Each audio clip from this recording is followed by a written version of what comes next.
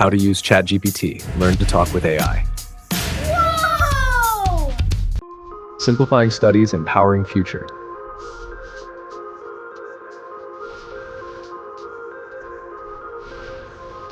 Welcome back to Rumki's educational channel.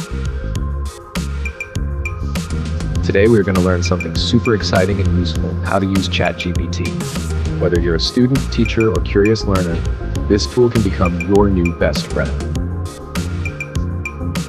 ChatGPT is an AI tool made by OpenAI. You can ask it questions, get help with your homework, write blog posts, make YouTube scripts, and even plan your day.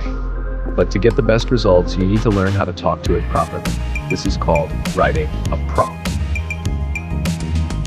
Cash, what is a prompt? A prompt is just a question or instruction you type to ChatGPT. It can be simple or detailed. Here's an example. Explain the solar system versus explain the solar system for class 6 students with simple words and examples. See the difference? The second prompt is more clear, so ChatGPT gives a better answer. How to write a good prompt. A good prompt should include these 4 things.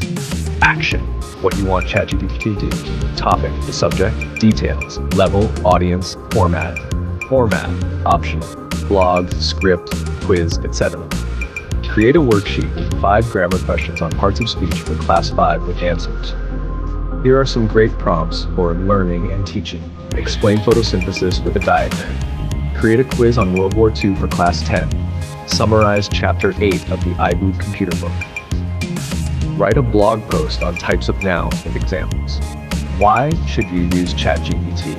ChatGPT saves time, helps you understand difficult topics, and even helps teachers make study materials.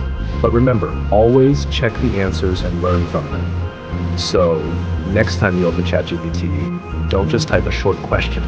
Be specific, be clear, and have fun learning.